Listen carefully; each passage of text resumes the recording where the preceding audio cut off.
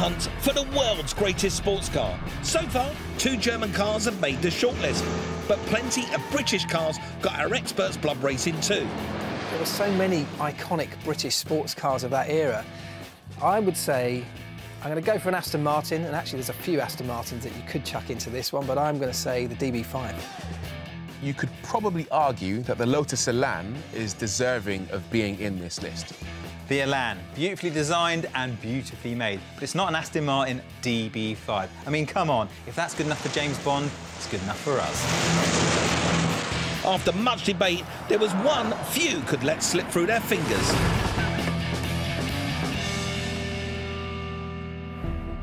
It's such a beautiful car, just the fact that the bonnet goes on for miles. It looks great, it goes quickly, and still today, probably one of the best sports cars that we ever created. It is so pretty, it makes me want to cry.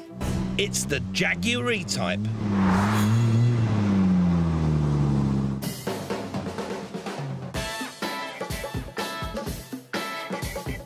Boom! That is the greatest British car ever made. Probably. In 1961, we revealed to the world a car that was to epitomise the spirit of the 60s, the E-Type. It is the most beautiful car that's ever been made. You could be the biggest car hater on the planet. If you stand next to an E-Type Jaguar, that car captures you. There's nothing that comes close. It's perfection. It is absolute perfection. And that's so hard to get. Sophisticated, sublime, beautiful lines and acres of bonnet. This car also had performance and handling to match. Still to this day, this is a sports car to be reckoned with. We owe this debt of beauty to a design and mathematical genius who learnt his trade during World War II at Bristol Aviation, working on the Blenheim and Beaufighter planes. His name was Malcolm Sayer. This aeronautical background taught him to produce mathematically calculated curves so perfectly aerodynamic, he started a revolution in car design. Any sports car centres around performance, doesn't it? So part of that comes from the engine, but another huge chunk of that comes from the aerodynamics, how slick it is, how quickly and efficiently it can slip through the air. Malcolm Sayer, an aerodynamicist himself, would have set out how he wanted it to look. So everyone else on the design team would have had to fit in to his aerodynamic package. Malcolm's mathematical curves created an object of beauty and a legacy. But how did it perform? Shall we ask our ex-Formula One driver? I've been lucky to drive 21 different Formula One cars across various eras, but I was also lucky to race the E-Type Jag.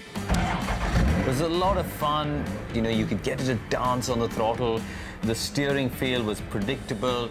It immediately gave you this comfort to want to go faster and faster and find the limits. The E-Type wasn't just a revolution in car design, it was also an evolution in engineering.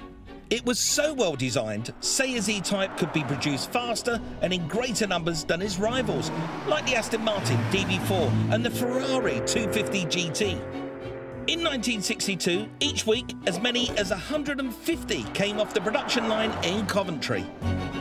At £2,200, it costs 3 times less than a Ferrari.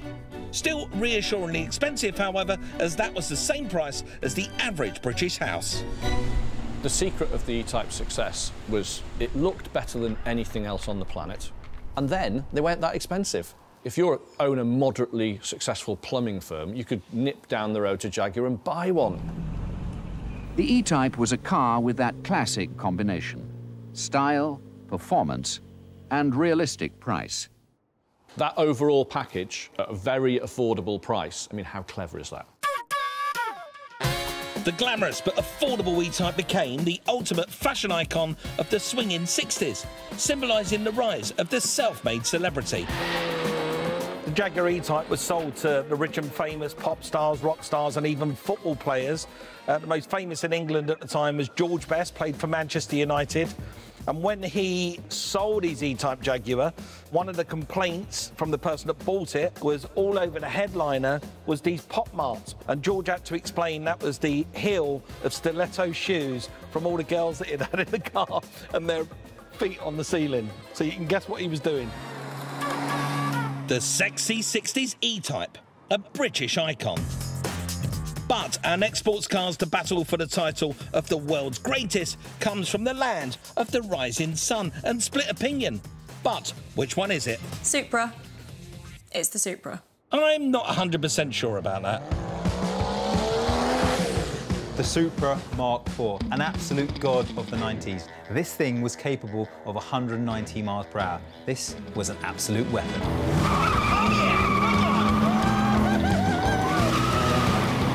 The fact that I saw these cars in computer games and watched them in films when I was growing up, and then when I got older, I had the opportunity to work on one. As a car customiser, the Mark IV Supra is one of the ultimate cars to customise. We did one, and it was awesome. The Supra, what a disaster area of a car that is. Awful. Has it got anything going for it at all? The only thing going for it is I don't own one and I can't see one right now. That's the only thing I can think of. So the Supra didn't make the shortlist.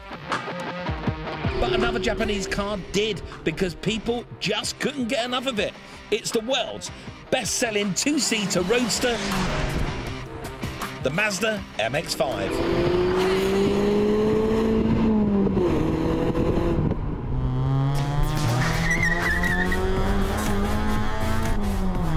I love the MX-5. I have a Mark I MX-5 and I think it's a fantastic car. It makes me a better driver. I think the key ingredient that makes the MX-5 so wonderful is that it is fun. It is fun to look at, it is fun to be in, it is fun to be a passenger in. Little roundabout.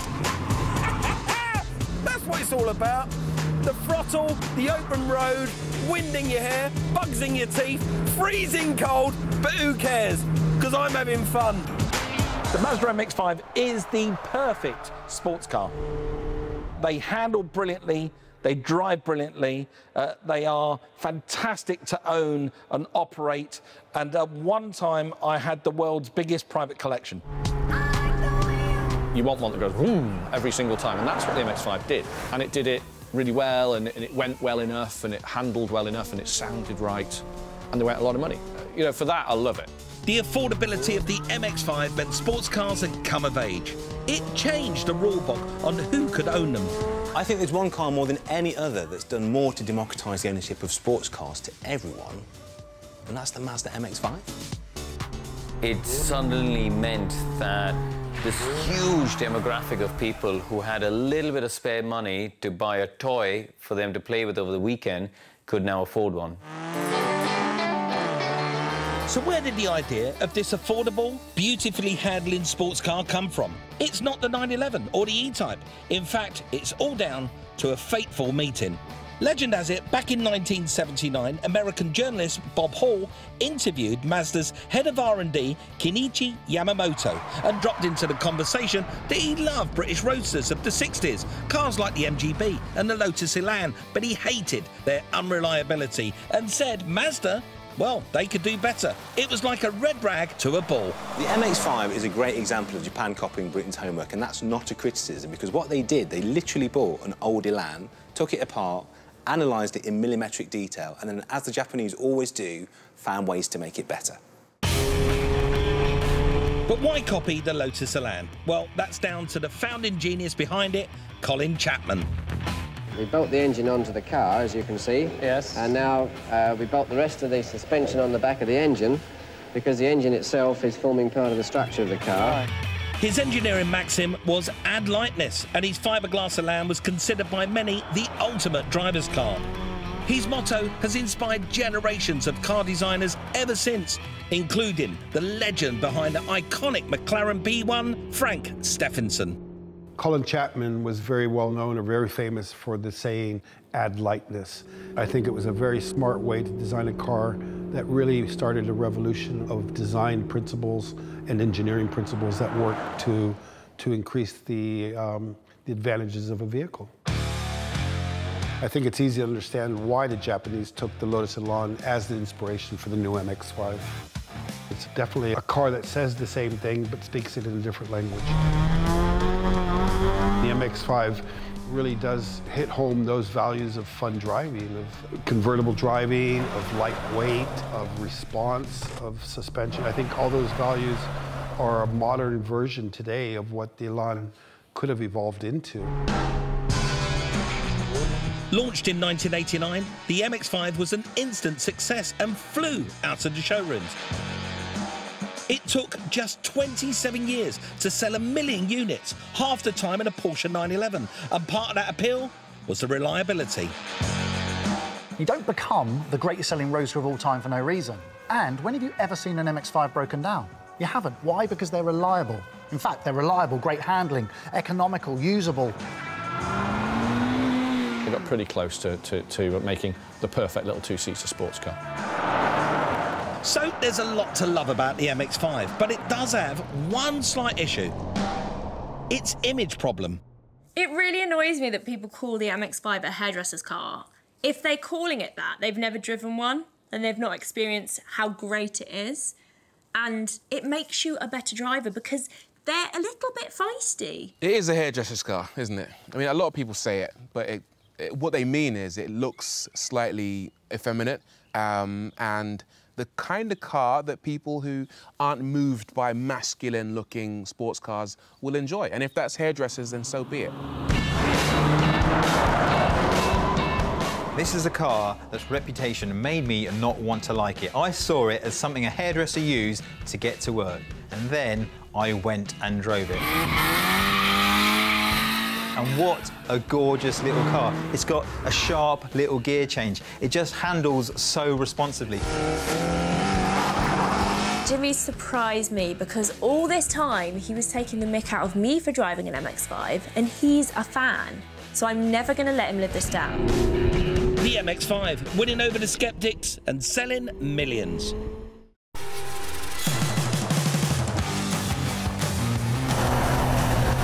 We're one entry away from crowning the best sports car ever. We've seen stunners from the 50s and 60s and covered the rest of the 20th century and even into the 21st. So, what's left? Nothing. We're done. Let's have the vote. Not quite Cowland. One more made the shortlist, and it's the godfather of them all, the Alfa Romeo 6C.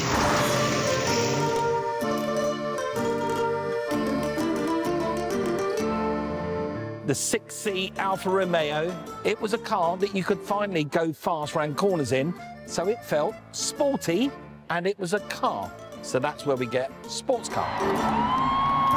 Alfa Romeo were at the top of motorsport in the mid-1920s. They had a certain Enzo Ferrari in their team and had won the World Championship in 1925. So they tapped into that racing pedigree and used their technical knowledge. Then, in 1927, launched this gorgeous dual-purpose car as adept on public roads as it was on the track. Come on, that is a refined, beautiful, beautiful thing. This is a moment I wish I could do an Italian accent. With the Alfa Romeo 6C, back in the 20s, they absolutely nailed it. It was incredibly stylish and the perfect balance between form and function, which is everything a sports car should be. Do you know when your cat sort of springs itself back and goes all taut and is just about to jump forward? That's what it looks like stood still. That's clever to do in metal. The person responsible for creating the 6C sports car actually started off as a truck mechanic, Vittorio Jano, the son of Hungarian immigrants, and it turned out he was a natural genius of car engineering. At just 32 years old, he became the chief engineer at Alfa Romeo. Vittorio was a visionary. He took the DNA of their racing cars and transplanted it into the sensational 6C. A sports car for the road. Alfa Romeo are very much a racing team that developed road cars. You know, they didn't just start making boxy saloons like Henry Ford did. No, they went racing first of all, and then the people that raced their cars wanted to use one to drive in the week. So they started to develop their race cars for the road. The 6-seat referred to Jano's 6 cylinders, and over a number of years, more and more beautiful versions were released. But it was the Alfa Romeo 6-seat 1750 SS which stood out. But all the models were classics. You could drive it to a racetrack, race it, you're probably going to win, and you will look like the king of the world on the way there while you're winning and on your way back with your prize next to you. It had it all. In 1930, the 6-seat did enter races, finished and won pretty much every one of them, including the fabled Mille Miglia, that 1,000-mile road race. But back then, the tyres were skinnier, the brakes were more primitive, the roads were more dangerous, and the drivers, well, they risked their lives to win. Probably the most famous story was Tasio Novellari in the Mille Miglia. He played a bit of a game on his rival Vasi at the time. It was pitch dark, and he decided the only way he was going to win this race was by playing a trick, and that was to turn the headlights off at over 90 miles an hour. So let's keep in mind, they had no seat belts. I mean, the safety parameters of the cars were pretty much zero. It seems completely bonkers, but that's what he did. He turned the headlights off, he followed Vasi along, and right towards the end of the race, he turned the lights on, snuck past to win the race. An extraordinary story. The incredible 6Cs lasted 27 years, cost twice the price of a house, and evolved from a raw sports car into a sleek GT. Little surprise, it was seen as a symbol of Italian engineering supremacy by Benito Mussolini. Now, they're still twice the price of a house, as long as your house is a palace. They're not cheap, and good things cost a lot of money. They go to the people who really understand this. So if you understand, you know, fine wines, good food, if you understand art, wonderful music, it's an appreciation of a car. You could sit and just stare at it.